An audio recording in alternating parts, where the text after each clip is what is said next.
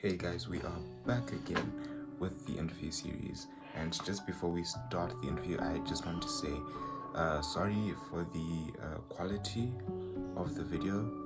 I've tried changing camera settings and cameras as well as my Zoom settings, but yeah, as usual, Zoom video quality isn't that great, but the information is still gold, which is what matters. So, yeah. Hey guys, welcome back to another Dark on the Moon interview series episode.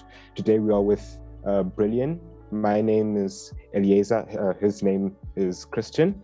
And yeah, I'll just let him introduce himself for you Yeah. guys. My name is Christian. I go under the alias Brillion. I make chill beats, yeah. And I'm from the US. I'm in Chicago right now, which is my like home. But I go to school in Missouri, which is where my main studio is, where I do a lot of my work. So yeah, on summer break right now and just working on music. Okay, cool, Yeah. cool. You say that you go to university and you did in Illinois. I was wondering, how do you balance doing music and doing school as well? Yeah, it's kind of just I get all my stuff done that I need to do for school first. For me, I can't work on music if I know I have stuff that get done that's not music related because I feel stressed. I have to get that finished first, just so that when I work on music, I have nothing on my chest, everything's taken care of. Um, yeah, I just sit down at really just random times, and if something comes to me, it comes to me. If it doesn't, it doesn't. But it's worked so far. So yeah, there's no like secret formula really. It's just, get the stuff done that you have to get done, immediately. Like school is priority right now for me. But I know that if I get my schoolwork done and I'm doing well in school, my overall mindset is good so that I can make good music. So yeah. Okay. How are your new adventures going in terms of starting Twitch and live streaming and YouTube and all that? Yeah, I mean, I'm not on Twitch as often as I'd like, honestly, but it's been fun. It's been cool to let people kind of just look into my computer and see what I'm doing while I'm working. It's usually when I'm working, I'm just by myself, so it's nice having other eyes just on my work, I guess, and I can be of use to other people. Yeah, my whole goal is, I've learned a bunch on my own and from other people throughout my journey, and I definitely want to give back and help as many people as I can with what I know, or maybe I can be of benefit. So yeah, and I think it was a good step to take. I think for the people that like my music and want to interact with me more or just see my process, I think it's beneficial. Okay, so it's also sort of helping people connect with you better in a way. Yeah, I mean, yeah, it's like I treat everyone that I talk to like they're a good friend of mine. So I feel like when I'm on stream and someone's watching me, like they're just seeing me like talk to myself. I'm talking to the chat. I'm just working. Like it's kind of just like my daily routine. Yeah, true, true. Your Yeah. your live stream is actually really good. I've seen some of them. Thanks. Yeah. They're so impromptu. Every time I go on live, like at first I was gonna do a scheduled time every other day. But then I realized that, like I might not be as inspired that same time every other day. And I want to make sure that whenever I go live, I'm in a mood where I want to really talk to people. I'm making music that I'm happy with and I can actually show something. If I'm just sitting down and I'm not really getting anything done and I'm not really in the mind space to do a live stream, then, I'd rather just give everyone like what I would consider like, you know, at least my best. So it's kind of been sporadic, but I'm glad I'm glad you like them.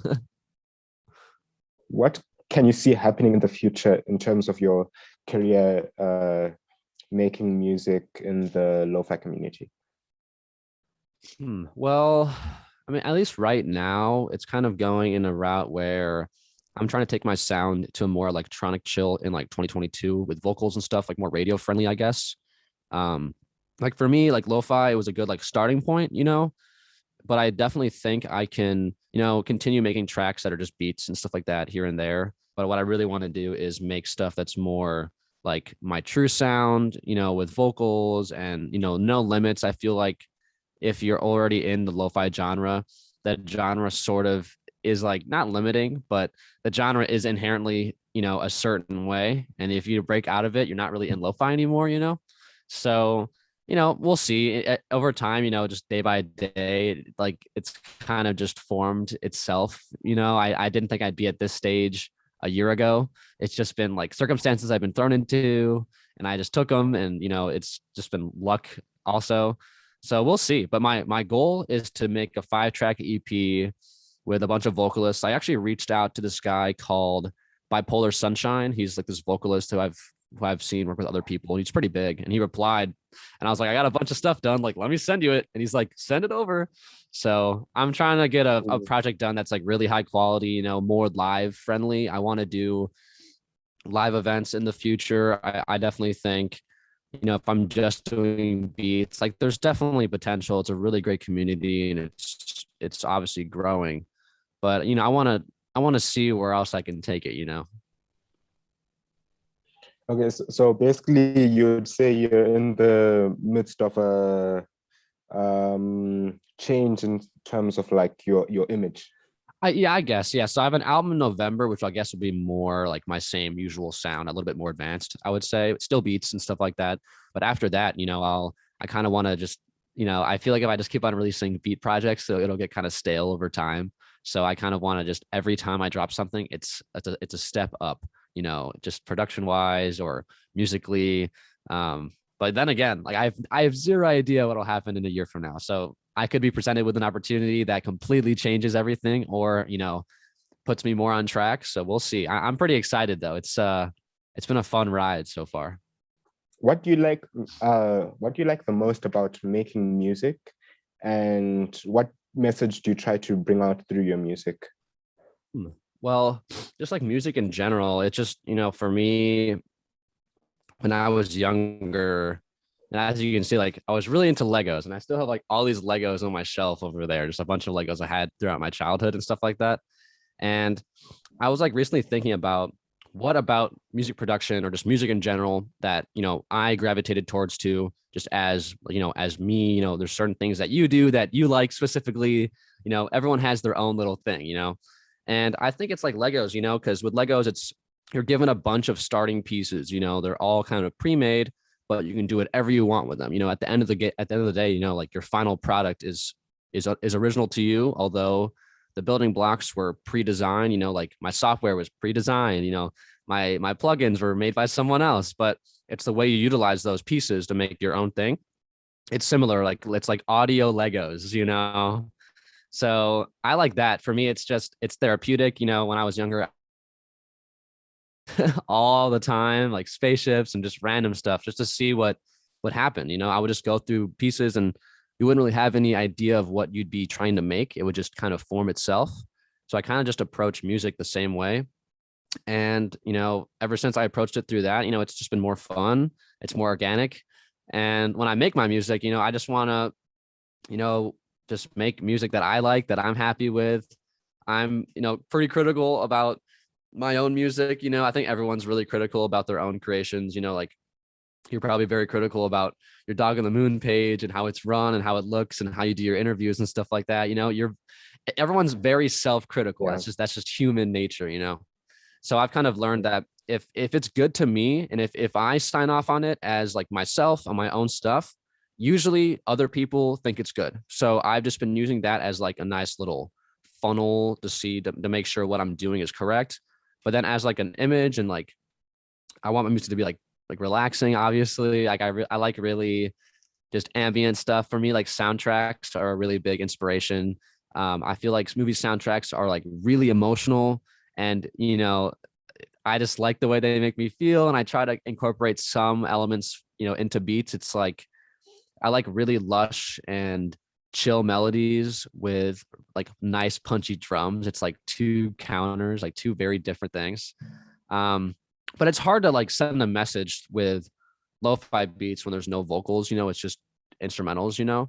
So honestly, it's like up for interpretation. Whoever listens can feel what they want to feel. Obviously I have my image in mind when I make the track, but the fun part is, since there's no like lyrics, the feeling that people get, it really depends from person to person, which is fun. Because then, people be like, I love this track, oh, I love this track, or I love this track. Everyone has different tastes. So yeah, it's cool to see what people think depending on release. So yeah. Okay. Going back to your life in uni, since you're in university, would you say your experiences in uni as well as the people you have encountered in it have changed your music style?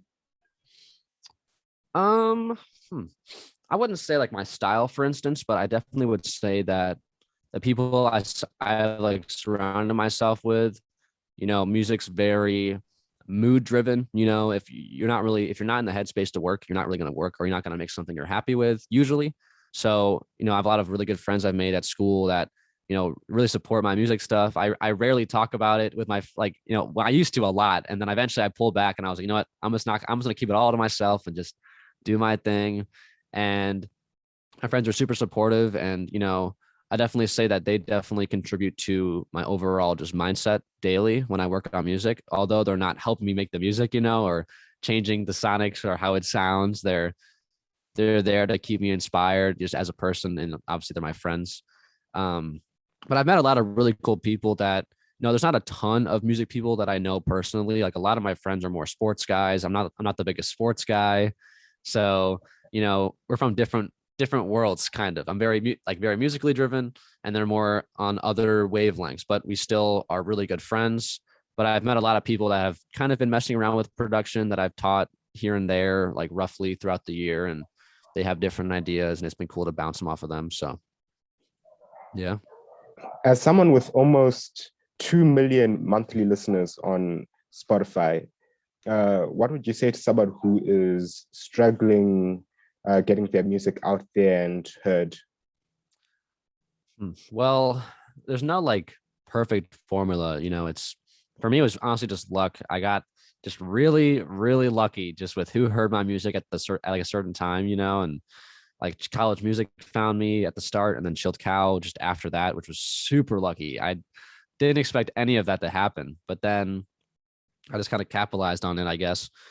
For me, it was just make music you like. If, like I said, if you approve of it, there's a high chance other people will as well. If you got to keep it to your quality, be proud of what you make. If you have doubts, there might be, you might want to go back and make sure it's perfect or as close to perfect as possible. And, if you get it to your standard and you're very satisfied, high likelihood it's really high quality. And that, if someone hears it that has influence, they might react on it and they might reach out, like for like marketing. So I'm a marketing major. I'm not like formally trained in marketing yet, because I didn't graduate, I'm still learning. But marketing is pretty big. You want to have a certain influence within the genre. For me, I'm kind of like, I'm present, but I'm not, the focus isn't on me. Like, I don't really show my face a lot. It's more just like the entity, like the image. And so you got to find out what you do best, what works for you. It depends from artist to artist. Every artist has a different approach that works for them. And just pay attention to what works, what doesn't. Use every release as an experiment to see what people like, what they don't like. From a numbers perspective, it's so hard to give real advice on how to get bigger, for instance, because it's, at least lo-fi, it's very playlist driven. So labels are very helpful. Like Chilled Cow was really helpful for getting my numbers up, obviously, because their audience is so large. But playlists are just a massive funnel of listeners for beats artists. So obviously try to get on playlists, but there's no like real, this is how you do it. Just make music you like, and that's be the first step. Just be satisfied with what you're creating, and then go from there. Because if you're proud of what you're making, you're gonna want to keep on going with it. If you're having doubts, that might lead to other issues. But if you're confident with what you're making, nothing can really stop you. Hey guys, we came back and did a second part, which you'll see just now. But yeah, we came back and did it because Brilliant has some quite big, brilliant news for us. And yeah, he'll just explain it just now. But yeah, we had to come back and talk about this. I should also say that I filmed this small part that you're seeing now after the interview because the audio wasn't that good at the start of the interview. So I just filmed this now to, yeah. But yeah, he's gonna explain the opportunity he got now, and yeah. And after part 3, I was gonna do a part 4, but I decided to maybe do a different route and just go a more solo direction and just put out a project that's just my, full vision, I guess you could say. Basically what I'm doing now is just still working on it, but it's basically done. And I can't really say the name yet, even though a lot of people can guess, a lot of people have known previously. From now on, I'm just keeping it a little bit under wraps, but it's an album given the amount of people on it. Like there's no question about that. It's dropping in November. Date, we already have it set, but I'm gonna let people know closer to the actual date. And yeah, along with this project, I'm trying to be a little more ambitious with the visuals, with the stuff that comes along with it. For instance, like, merch and just more interactive stuff. I'm getting a stop motion animation done for it as well, which will be really cool because it's going to bring the project as more to life at a more tangible level. I think I've been trying to approach my projects more so like an art project, with really, cool visuals and, cool music.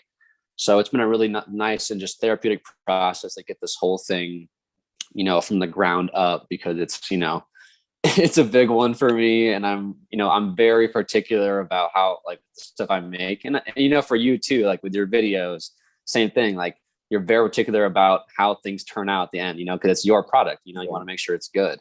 So I've been putting a lot of time into this one, going back on old mixes that were, maybe not up to the standard I have now. So it's been a process. I've been trying to implement my new methods to the old, and it's been a really cool learning experience just as an artist and a creative.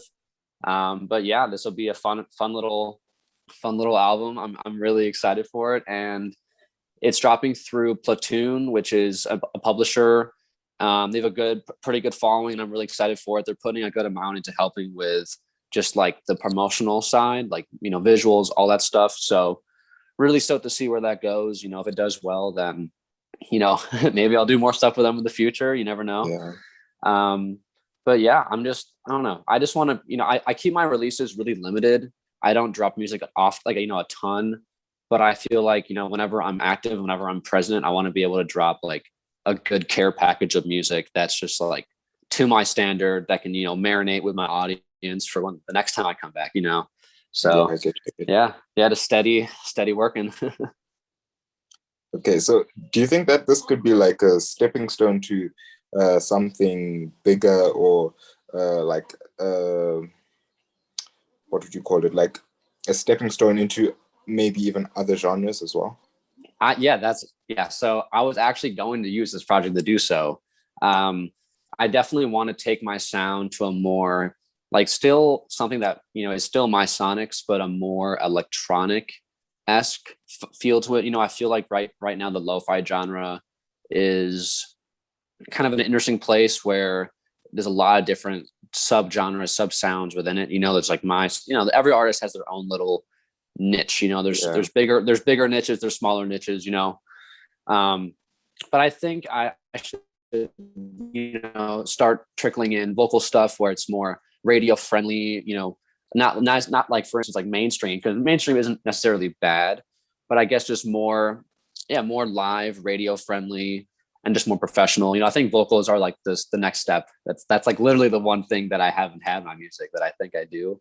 So yeah, I think I probably will. It really depends, but I think in the terms of professionality and just advancing as a producer, that's definitely the next step. Do you have any people featuring in your next album, who are doing vocal work?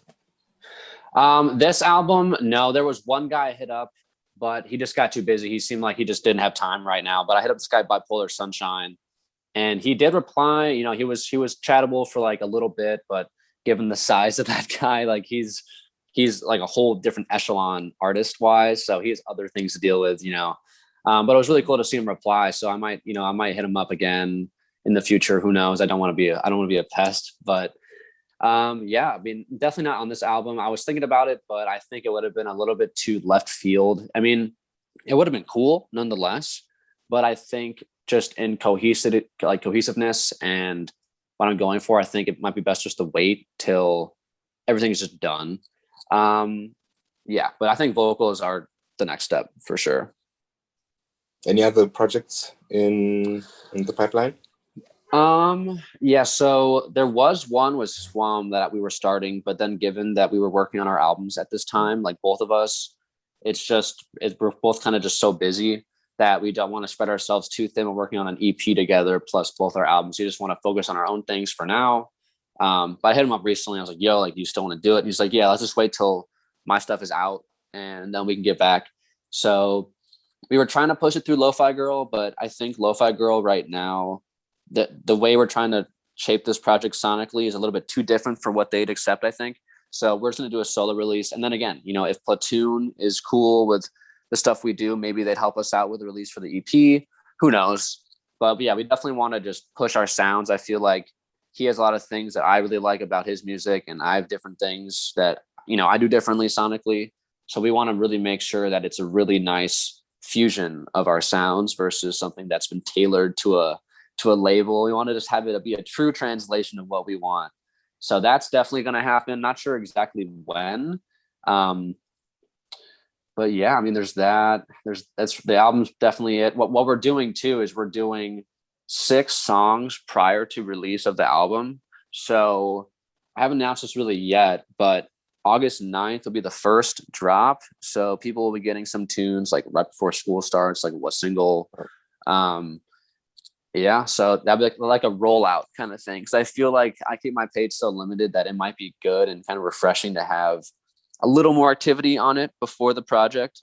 So yeah, we were thinking we'd do a rollout thing. I'm not really sure how much of this like I can even say, but there hasn't really anything really been told to me that I can't say this stuff. So I'm just going to say it. It's going to happen eventually anyways. But yeah, 6 songs prior. I'm not going to say who yet, but we have some good features for those 6. I try to tailor it in a way that I'm not giving away all the gems off the bat. You know, it has to be a teaser. You know, it has to like be an appetizer. Yeah, like you put like one of your best, and then like you wait a bit, and then like you put like one of your other favorites, and then like you put like that. Yeah, so we'll see. But I'm probably gonna I'm debating on, because I'm happy with all the songs I've made. Like usually there's albums where I'm happier with others more than others, you know. But on this project, I've been a lot more satisfied with every track. You know, I feel like they all can stand alone pretty well. So it gives me it makes it a little bit easier to select, you know. But I don't want to give away like all the best stuff off the bat. So I kind of tailored it in a way where it's like 2, like, you know, it's a couple really, really solid ones in my mind. And there's 3 other really good ones. I mean, one more really good one. So we'll see. So yeah, I'm excited. Also vinyl too. We're pushing vinyl afterward, probably in January. There's so much stuff. And when is the merch coming? So right now the stage we're in is I have 2 hoodies at my house. One's dark blue, one's black, for like test prints. So if you know the artist Endless Takeout, she's done a bunch of like lo-fi artwork and stuff like that, like for Swam and stuff. I hit her up a while back for our cover art for our EP, but then he's busy, so we decided not to do that. But I asked her to do the calligraphy for the hoodie.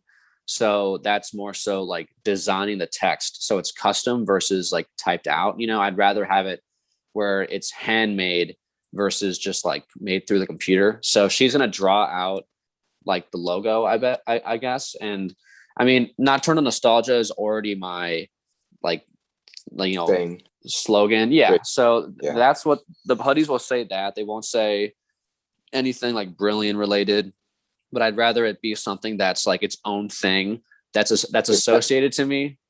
So that's, you know, going to be like your brand. Yeah, I definitely want to build off of that. It has a good ring to it. I feel like the letters are perfectly even. Like Nocturnal Nostalgia have the same amount of letters too. So for hoodies and stuff, like it fits perfect. Really, it fits. Yeah. It's perfect fit. So, and I think it captures my like sonics well. Like that phrase kind of captures what I'm trying to go for with my music. And, you know, who knows, like maybe you could go a really cool route where I design like cool, like cozy wear in the future or something. You never know. But for right now, I just want to get out some like high quality merch to people and keep it limited. So, you know, so the true fans can really get something tangible that they can have for a long time. And the vinyl too. I mean, vinyl's coming back. You know, people are getting on vinyl again, which is cool. I love vinyl. Yeah, Cool. I got my sister a record player like a couple days ago, like a really like just cheap one, and he's been playing the like Chill Cow compilations and all that stuff. It's been cool. But I think it'd be cool to get a vinyl out as well after everything, just to kind of wrap it up in a nice little bow.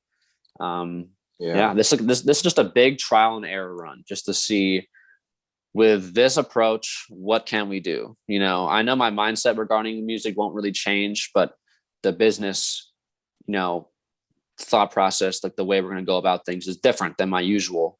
And I think it might work out better. We'll see. So that's kind of where I'm at right now. Just trial and error. Okay. Have you decided like who you'll release the vinyls through? Not yet. I think Platoon is well connected enough that they have a source for printing. We'd probably get that. We try to get it out like available in January, given that vinyl is just really backed up right now because of COVID and stuff. Yeah. So we'd shoot for then, but I don't think there's really, you know, the focus right now is for streaming, you know, the digital scene, and you know that'll definitely cover what we need for that period. But then, you know, we'll extend that extra thing for the people that want to go a little bit extra, you know, if they want to buy a vinyl package. And it'll be nice too. I'm thinking about doing, because Mania Kodamore, that Italian artist who did my last two projects, he's handling the artwork again just to keep it thematically just cohesive, you know. And with Endless also getting involved, that other artist, I'm going to try to get the vinyl like package, a kind of a hybrid of both of their artwork, because I like Mania a lot. He's been like my main go-to guy, but I'm also trying to incorporate Endless into my stuff in the future. So I think we could do some cool stuff, but we'll see. I'm trying to be like crazy ambitious, like not in the sense of doing too much, but for the few things we're doing, just really making sure they're really well made and like just quality, you know? So yeah, that's where I'm at. I hope you enjoyed that interview as much as Brillion and I did. Please like and subscribe if you enjoyed it. Put down any questions you have in the comments below. But just like that, we're done. Thank you.